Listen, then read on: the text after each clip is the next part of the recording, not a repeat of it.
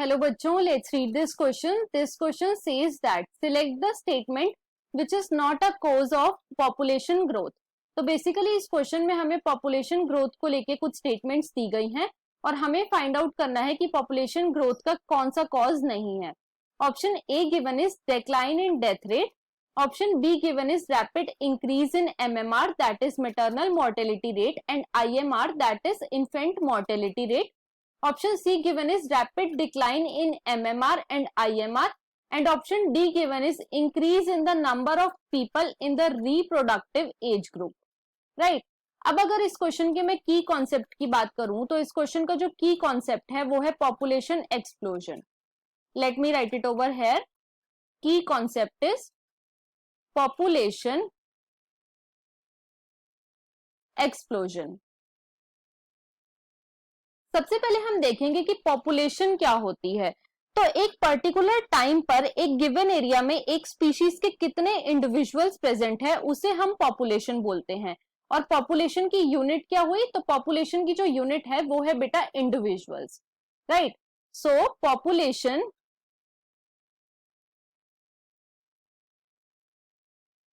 Is the total number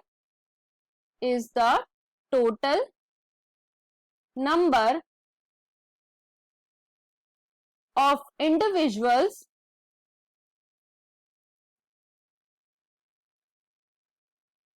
of a species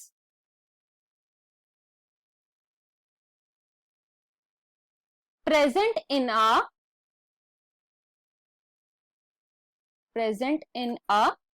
given area at a particular time. Right.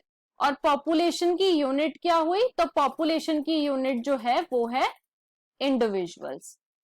Right. अब अगर population के individuals में rapid increase आ जाए तो उसे हम बोलते हैं कि पॉपुलेशन में ग्रोथ आ गई या फिर पॉपुलेशन जो है वो एक्सप्लोड हो गई. राइट. पॉपुलेशन की जो स्टडी है बेटा उसे हम बोलते हैं डेमोग्राफी. और पॉपुलेशन की ऑफिशियल काउंटिंग को हम बोलते हैं सेंसस. और ये जो सेंसस है ये हर 10 इयर्स में होता है. राइट. अब हम थोड़ा सा डेटा देख लेते हैं पॉपुलेशन का. तो वर्ल्ड में अगर मैं बात करूं 1900 में 2 बिलियन पॉपुलेशन थी. 2 बिलियन पॉपुलेशन थी. राइट. 2000 में वर्ल्ड की जो पॉपुलेशन है वो 6 बिलियन हो गई और 2011 में वर्ल्ड की पॉपुलेशन 7.2 बिलियन हो गई. राइट. तो पॉपुलेशन में क्या आ रहा है? पॉपुलेशन में ग्रोथ आ रहा है. अब अगर मैं इंडिया की बात करूं, इंडिया में जो फर्स्ट सेंसस है वो हुआ था बेटा 1872 में. राइट. और एट द टाइम ऑफ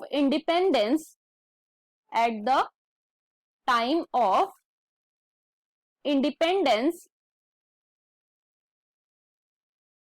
जो इंडिया की पॉपुलेशन थी वो थी 350 मिलियन. राइट. 2000 में इंडिया की पॉपुलेशन जो है वो 1 बिलियन हो गई और 2011 में इंडिया की पॉपुलेशन जो है वो 1.2 बिलियन हो गई. तो वर्ल्ड और इंडिया की जो पॉपुलेशन है उसमें रैपिड इंक्रीज आया है. राइट. अब पॉपुलेशन इंक्रीज होने के क्या क्या रीजंस हो सकते हैं? सो रीजंस फॉर पॉपुलेशन ग्रोथ. तो पहला तो ये रीजन है कि जो डेथ रेट है वो डिक्लाइन हो गई है. Decline in death rate. दूसरा रीजन है कि जो इन्फेंट मोर्टेलिटी रेट है और जो मैटरनल मोर्टेलिटी रेट है उसमें भी रैपिड डिक्लाइन आया है. सो rapid decline in infant mortality rate and maternal mortality rate. और डेथ रेट और इन्फेंट मोर्टेलिटी रेट और मैटरनल मोर्टेलिटी रेट में क्यों डिक्लाइन आया है? क्योंकि जो मेडिकल फैसिलिटीज हैं वो बहुत इंक्रीज हो चुकी हैं। मेडिकल फैसिलिटीज इंक्रीज हो चुकी हैं। तीसरा जो रीजन है पॉपुलेशन ग्रोथ का वो है फर्टिलिटी रेट जो है वो इंक्रीज हो चुकी है। फर्टिलिटी रेट जो है वो भी बेटा इंक्रीज हो गई है। और चौथा जो रीजन है वो ये है कि नंबर ऑफ इंडिविजुअल्स जो कि रिप्रोड्यूसेबल एज में है, मतलब कि 14 टू 45 ईयर्स के जो पीपल हैं वो बहुत ज्यादा हैं, जिसकी वजह से पॉपुलेशन में ग्रोथ आ गया है। राइट, अब हम अपने ऑप्शंस को एक बार चेक कर लेते हैं। तो हमें फर्स्ट ऑप्शन में गिवन है डिक्लाइन इन डेथ रेट, तो ये जो स्टेटमेंट है ये हमारी बिल्कुल करेक्ट है। बी में हमें गिवन है rapid increase in MMR that is maternal mortality rate and IMR that is infant mortality rate, ये स्टेटमेंट जो है ये हमारी रॉन्ग हो जाती है। सी में हमें गिवन है rapid decline in MMR and IMR, ये स्टेटमेंट जो है ये भी हमारी बिल्कुल करेक्ट है। और डी में हमें गिवन है increase in number of people in the reproductive age group that is 14 to 45 years, तो ये स्टेटमेंट जो है ये भी हमारी करेक्ट हो जाती है। तो यहाँ पे जो हमारी इनकरेक्ट स्टेटमेंट है वो है ऑप्शन नंबर बी। सो जो हमारा फाइनल आंसर हो गया वो है ऑप्शन नंबर बी।